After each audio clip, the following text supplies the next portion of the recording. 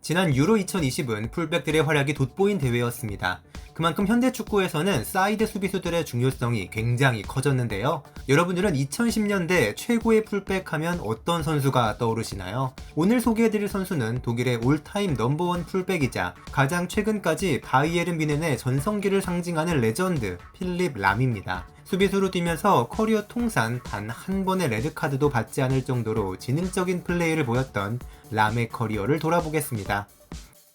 람은 1983년 독일 뮌헨의 축구를 좋아하는 가정에서 태어났습니다. 전기통신 기사였던 그의 아버지는 지역 리그에서 선수로 뛰었고 어머니는 FT 게른이라는 축구팀에서 유소년 아이들을 가르쳤는데요. 어린 람도 자연스럽게 게른의 유스팀에 입단했고 어머니의 지도를 받았다고 합니다. 뛰어난 재능을 보여 11살의 나이에 뮌헨의 유스팀에 스카웃되었는데 이때 람을 스카웃한 뮌헨의 얀 피엔타 유소년 코치는 후에 토마스 밀러 등 뛰어난 재능들을 팀에 데려오는 것에 기여했죠.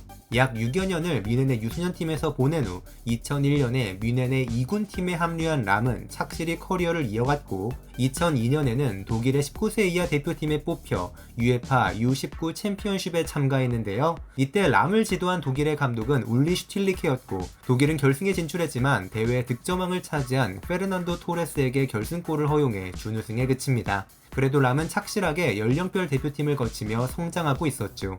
당시 람은 뮌헨에서 나름의 기대주였지만 작은 체격 때문에 1군 진입에 어려움을 겪었는데요. 팀의 좌우 수비에는 프랑스 국대에서 활약 중이던 비센테 리자라지와 윌리 사뇰이 답주전으로 뛰고 있었고 비슷한 연령대에서는 탄탄한 체격의 크리스티안 레를 밀어내는 것도 쉽지 않았습니다. 결국 0304 시즌을 앞두고 VfB 슈투트가르트에 임대를 가게 되는데 이게 람에게는 신의 한 수가 됩니다. 입단하자마자 람은 1군에 데뷔할 수 있었고 원래 역할은 오른쪽 수비수인 안드레아스 힌켈의 백업이었지만 펠릭스 마가트 감독은 그의 능력을 인정해 왼쪽 수비 자리에 람을 주전으로 기용하기 시작합니다. 그렇게 람은 프로 데뷔 시즌에 주전 맹활약했고 유럽 챔피언스 리그에서도 16강에 진출하는데요. 곧 루디 펠러 감독의 부름을 받아 성인 국가대표팀에도 합류하는 초특급 승진을 이뤄냅니다. 국가대표에서도 데뷔하자마자 주전으로 거듭났고 유로 2004도 전경기 풀타임 출전했죠. 팀이 조별 예선에서 탈락하는 바람에 다소 빛을 발했지만 람은 2004년 말에 독일 분데스리가 올해의 선수 2위에 선정되며 거침없는 상승세를 이어갔습니다. 2시즌간의 슈투트가르트 임대를 마치고 람은 뮌헨에 복귀를 했는데요. 한참 잘 나가던 2005년 초에 람은 피로골절로 인해 리그 중반에 시즌 아웃 때는 장기 부상을 당하고 말았고 때문에 뮌헨에 복귀한 0506 시즌에도 초중반에는 다소 어려움을 겪었습니다. 그래도 서서히 폼을 끌어올린 람은 후반기에 리자라쥐를 밀어내고 뮌헨에서도 주전 레프트백으로 거듭났죠. 리자라쥐는 이 시즌이 끝난 후 은퇴를 했기 때문에 자연스러운 세대 교체가 이뤄진 것입니다. 당시에도 뮌헨은 당연하다는 듯 분데스리가와 포칼컵에서 우승했기 때문에 커리어 첫 우승 트로피도 들어올릴 수 있었는데요. 곧이어 자국에서 맞이한 2006 월드컵을 통해 람은 자신의 위상을 한 단계 높이는 것에 성공합니다. 전세계 축구팬들의 시선이 모두 모인 개막전에서 코스타리카를 상대로 원더 선제골을 터뜨렸고 다음 경기인 폴란드전에서는 MOM에 선정되며 눈부신 활약을 이어갔습니다. 독일 선수로는 유일하게 대회 전경기 풀타임 출장했고 대회 베스트 11에도 이름을 올리며 팀이 3위로 대회를 마치는 것에 크게 공헌했죠. 이후로도 주로 왼쪽 수비수로 뛰던 람은 07-08 시즌부터는 자신이 선호하던 오른쪽에도 기용되면서 멀티플레이어 기질을 선보였는데요. 팀은 노세한 사뇰 대신 람을 오른쪽에 기용하고 왼쪽 자리는 새로 영입한 마르셀 얀센을 기용했지만 얀센이 자주 부상과 부진한 모습을 보였기 때문에 람은 다시 왼쪽으로 돌아가야 했습니다. 유로 2008에서도 요아임 레브 감독이 처음에는 왼쪽에 얀센, 오른쪽에 람을 기용했지만 대회 중 얀센이 부상으로 빠지면서 람이 왼쪽을 맡아야 했죠.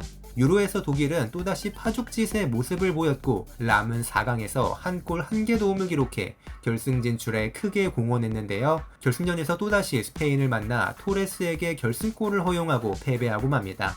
람에게는 6년 전의 악몽이 재현되고 만 것인데 이렇게 당시 람이 뛰던 뮌헨과 독일은 강팀이었지만 오랫동안 챔스와 월드컵에서는 2% 부족한 모습을 보이고 있었죠. 0910 시즌은 팀의 새로운 감독으로 루이스 바날이 선임되고 많은 변화가 생겼습니다. 람은 팀의 부주장으로 선임돼 주장인 마크 반 본멜이 없을 때 주장으로 팀을 이끌었으며 자신이 가장 좋아하는 자리인 오른쪽 수비수로 뛸 수 있었습니다. 왼쪽 수비수에는 여전히 믿고 맡길 만한 선수가 없어서 홀거 바티슈투버, 다니엘 프라니치, 디에고 콘텐토 등이 돌아가며 기용됐지만 그래도 반할은 람을 오른쪽에만 기용했죠. 팀은 리그와 포칼컵을 더블로 우승하고 오랜만에 챔피언스리그 결승전까지 진출하며 승승장구했지만 결승에서 당시 전성기를 달리고 있던 조세 무리뉴의 인테르를 만나 패배하고 말았습니다. 좌절할 틈도 없이 곧 2010 남아공 월드컵이 다가왔고 원래 주장이었던 미하엘 발락이 부상으로 낙마하자 필립 람은 대신 주장원장을 받아 팀을 이끌었는데요. 16강에서 잉글랜드를 4대1로 8강에서 아르헨티나를 4대0으로 격파하는 쾌조의 컨디션을 보였으나 4강에서 또 스페인에게 0대1로 패배하면서 스페인과의 지독한 불운을 이어갔습니다. 이때까지는 챔스와 월드컵 같은 메이저 대회에서 유독 우승 문턱에서 좌절하는 경우가 많았던 람이었죠. 대회 후 독일 국가대표에서는 주장 자리를 놓고 발락과 람의 신경전이 펼쳐지기도 했는데요. 람은 가능하다면 계속 주장을 맡고 싶다라고 밝혔고 이에 발락은 대표팀 주장은 여전히 나라며 불편한 기색을 내비쳤습니다. 팀 동료 바스티안 슈바인슈타이거는 주장은 발락에게 돌아가야 한다고 주장했고 레전드 로타오 마테우스는 기량이 떨어진 발락은 대표팀에서 은퇴하고 주장은 람에게 넘어가야 한다라고 의견이 갈리면서 나름 뜨거운 화두로 떠올랐습니다. 대회 후 친선 경기에서 발락은 주장원장을 되찾았지만 마테우스의 말대로 전성기가 지난 발락은 이후 대표팀에 잘 뽑히지 못했고 자연스럽게 람이 독일의 주장이 되었습니다. 11-12 시즌에는 반 본멜이 AC 밀란으로 이적하면서 뮌헨의 주장도 람의 몫이 되었는데요. 람이 주장을 맡은 첫 시즌에 뮌헨은 리그와 챔스, 포칼컵까지 모두 준우승에 그치는 비극적인 트리플 런업을 경험하지만 주장 2년 차인 12-13 시즌부터 엄청난 전성기를 시작합니다. 모든 대회 47경기 동안 무려 19개의 도움을 기록한 람의 활약과 리더십으로 뮌헨은 리그와 챔스에서는 도르트문트를 꺾고 포칼컵에서는 슈투트가르트를 꺾고 모두 우승하면서 위대한 트래블을 달성했죠. 어느덧 30대가 가까운 람이지만 13-14 시즌에 새롭게 펩 과르디올라 감독을 만난 후 놀라운 변신을 시작하는데요.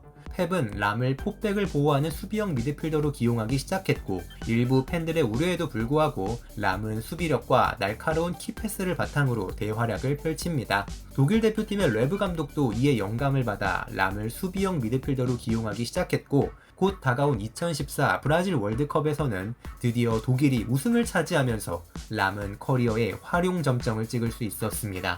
당시 레브는 회베데스와 훈멜스, 메르텔사커와 보아텐까지 중앙 수비수 4명을 한 번에 투입하는 특이한 전술을 선보였다가 비판을 받았는데요. 결국 람은 8강 프랑스와의 경기에서 다시 오른쪽 수비수로 돌아갔고 이후 독일은 강력한 모습을 되찾아 4강에서는 개최국 브라질을 7대1로 격파하는 마라카낭의 비극을 탄생시켰고 결승에서는 리오넬 메시가 이끄는 아르헨티나를 1대0으로 제압하며 대회에서 무패 우승을 달성했습니다. 월드컵에서 우승한 후 람은 독일 대표팀에서 충분한 시간을 즐겼다며 미련 없이 대표팀에서 은퇴하고 클럽에 집중하기로 결정합니다.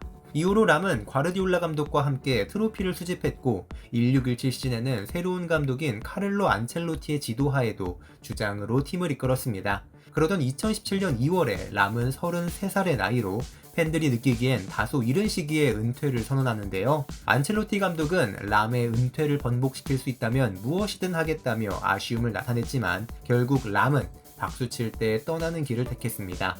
은퇴 시즌이라는 것이 무색하게도 람은 키커 평점 2.74점으로 수비수 최고 평점을 기록했고 생애 처음이자 마지막으로 2017 독일 올해 축구선수에 선정되며 유종의 미를 거두었습니다. 다행히 요주아 키미라는 든든한 후계자가 있었던 덕분에 뮌헨 팬들은 아쉬움을 덜 수 있었죠. 은퇴 후 람은 뮌헨과 독일의 최고 레전드 중 한 명으로 인정받고 있지만 특별히 축구계에서 활동하는 모습을 보이지는 않았는데요.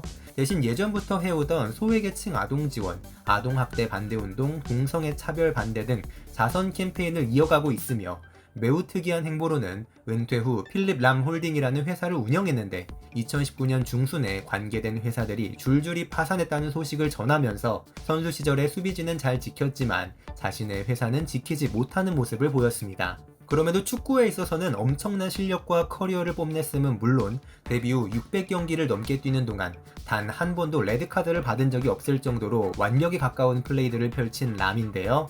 도저히 단점을 찾기 힘든 이 선수의 유일한 단점은 아마 트로피를 참 멋없게 들어올린다는 것 정도뿐입니다. 축구팬으로서는 이런 람의 플레이를 최근까지 함께할 수 있었다는 것이 너무나도 다행이라는 생각이 드네요. 지금까지 21세기 세계 최정상 라이트백이자 여러 포지션을 월드클래스급으로 소화한 월티플레이어, 그리고 독일과 미넨의 위대한 주장 람의 이야기였습니다.